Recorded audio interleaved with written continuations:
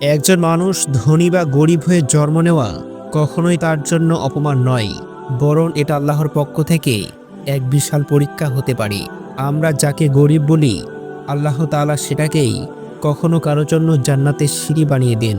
আজকে আপনি যে প্রশ্ন করেছেন, আল্লাহ কেন গরিব সৃষ্টি করেন, এই প্রশ্নের উত্তর পবিত্র কোরআনে এত শক্ত ভাষায় দিয়েছেন যে আপনি শুনলে আপনার চিন্তা বদলে যাবে। কিয়ামতের দিনে ধনীরা বলবে, হায় আফসোস, দুনিয়ায় সামান্য কষ্ট পেলেই যদি আজকের এই পুরস্কার পেতাম। অথচ গরিবরা আগে জান্নাতে ঢুকবে, ধনীরা পরে। আজকের ভিডিওটিতে আপনি বুঝবেন এটা ভাগ্যের দোষ নয়, বরং আল্লাহর মহাপরিকল্পনা। আর ভিডিওটি শেষ পর্যন্ত দেখলে আপনি নিজের অবস্থানকে নতুন চোখে দেখতে শিখবেন। আল্লাহ তাআলা পবিত্র কোরআনে সূরা জুখরুফে বলেছেন, আমি দুনিয়ার জীবনে তাদের মধ্যে রিজিককে বিভিন্নভাবে বণ্টন করেছি। অর্থাৎ কে ধনী হবে, কে গরিব হবে, এটা মানুষের নয়, আল্লাহর সিদ্ধান্ত। কিন্তু ভুল বুঝবেন না, আল্লাহ তাআলা কাউকে অপমান করার জন্য গরিব সৃষ্টি করেন না, বরং তার ঈমান, তার ধৈর্য আর কৃতজ্ঞতা পরীক্ষা করার জন্য। কিছু মানুষ সম্পদ পেলে অহংকারী হয়ে যায়, আবার কিছু মানুষ দারিদ্র্য পেলে আল্লাহর দিকে ফিরে আসে। প্রতিটি অবস্থানই মানুষের জন্য পরীক্ষা। তাই গরিব হওয়া অভিশাপ নয়, এটা আল্লাহর চাহিদা অনুযায়ী একটি পরীক্ষার ধাপ, যার বিনিময় মানুষের ধারণার বাহিরে। পবিত্র কোরআনে স্পষ্টভাবে বলা হয়েছে, তোমাদের রিজিক আল্লাহর জিম্মায়।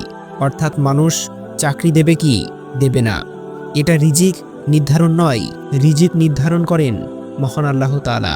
কেউ জন্মগতভাবে ধনী, কেউ গরিব, এটা যেন রিজিকের শুরু মাত্র। কিন্তু কেউ গরিব হয়ে শুরু করলেও ধনী হয়ে শেষ করতে পারে, আবার কেউ ধনী হয়ে শুরু করেও নিঃস্ব হয়ে যেতে পারে। আর আল্লাহ তাআলা বলেন, আমি কাউকে তার ধারণার বাহিরে রিজিক দিই। এর মানে মানুষের হিসাব আর আল্লাহর হিসাব এক নয়। তাই আর্থিক অবস্থাকে কখনো আল্লাহর অসন্তুষ্ট ভেবে হতাশ হওয়া উচিত নয়। ইসলামে কর্মফল বলতে বোঝানো হয় মানুষ যা করে তাই তার সামনে ফিরে আসে। দুনিয়ায় গরিব হওয়া সবসময় কর্মফল নয়, এটি কখনো পরীক্ষার একটি ধাপ। তবে যদি কেউ অলসতা, পাপ, অপচয়, হারাম উপার্জন বা দায়িত্বহীনতার কারণে দারিদ্রতার মধ্যে পড়ে, তখন সেটি কর্মফল হয়। রাসূলুল্লাহ সাল্লাল্লাহু আলাইহি ওয়াসাল্লাম বলেছেন, আল্লাহ তাআলা অপচয়কারীকে ভালোবাসেন না। আবার বলেছেন, যে প্রচেষ্টা করে না সে রিজিক পায় না। তাই গরিব হওয়া দুই রকম, একটি পরীক্ষার কারণে আর একটি মানুষের ভুলের কারণে।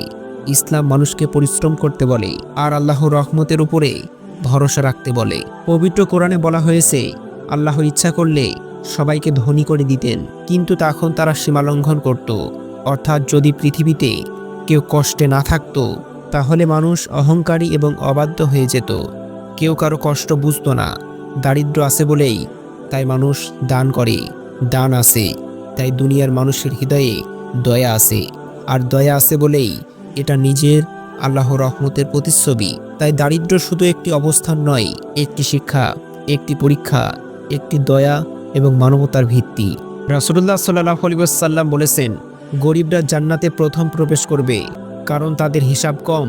তারা ধনীদের মতো এত প্রশ্নের মুখোমুখি হবে না। সম্পদের হিসাব, দান না করার হিসাব, জাকাত না দেওয়ার হিসাব।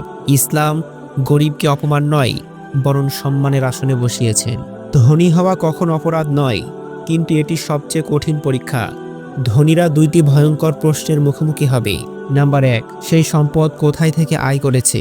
নাম্বার 2, সেটি কোথায় ব্যয় করেছে। অন্যদিকে গরিবের প্রশ্ন কম, তার ইবাদত, তার ধৈর্য আর তার পরিশ্রম। তাই ধনীরা দুনিয়ায় আরামে থাকলেও আখিরাতে তাদের হিসাব অনেক কঠিন হবে। দারিদ্র্যকে আল্লাহ তাআলা কখনো অপরাধ করেননি, বরং কঠিন এবং সহজ পরীক্ষায় মানুষকে ভাগ করে দিয়েছেন। হাদিসে আছে, গরিবের দোয়া আল্লাহ তাআলা দ্রুত কবুল করেন, কারণ তার হৃদয় ভাঙা, আর ভাঙা হৃদয়ের মানুষ আল্লাহর কাছে বিশেষ। আল্লাহ তাআলা বলেন, আমি ভগ্ন হৃদয়ের কাছে থাকি। তাই তুমি যদি গরিব হও, তুমি হতাশ নও, বরং আল্লাহর কাছে আরও নিকটে।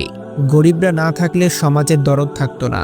আল্লাহ তাআলা দারিদ্র্যকে মানুষের হৃদয় পরীক্ষা করার একটি মাধ্যম বানিয়েছেন। কে দান করে, কে সাহায্য করে, কে অহংকার ছাড়ে। দারিদ্র্য সমাজকে সুন্দর বানানোর একটি ভারসাম্য। আল্লাহ তাআলা দুনিয়াকে এমনভাবে সাজিয়েছেন, একজনের কাছে থাকা সম্পদ অন্যজনের প্রয়োজন পূরণ করে, আর এই চক্রই মানবতার মূল ভিত্তি। ইসলাম বলে গরিব হওয়া সমস্যা নয়, সমস্যার আসল নাম হলো অজ্ঞতা, অলসতা, অপচয় এবং আল্লাহকে ভুলে যাওয়া। তাই নিজেকে বদলাতে হলে 3টি কাজ করতে হবে। নাম্বার 1 পরিশ্রম, নাম্বার 2 হালাল উপার্জন, নাম্বার 3 আল্লাহর উপর ভরসা করা। পবিত্র কোরআনে বলা হয়েছে, যে চেষ্টা করে আমি তার দরজা খুলে দিই। সুতরাং দারিদ্রতাকে দুর্ভাগ্য মনে নয়, এটি আল্লাহর দেওয়া একটি চ্যালেঞ্জ মনে করে এগিয়ে যেতে হবে। প্রিয় দর্শক, আজকের ভিডিওটি যদি আপনার চিন্তা বদলে দিয়ে থাকে, তবে এই কথাগুলো অন্যদেরকেও জানাতে ভুলবেন না। আমাদের চ্যানেল ইসলামের প্রশান্তি, এই পরিবারের সত্যকে স্পষ্ট ভাষায় বলা আমাদের কাজ। যদি এমন আরও কোরআন হাদিস ভিত্তিক বাস্তব ভিডিও পেতে চান, তাহলে চ্যানেলটি সাবস্ক্রাইব করে পাশেই থাকুন।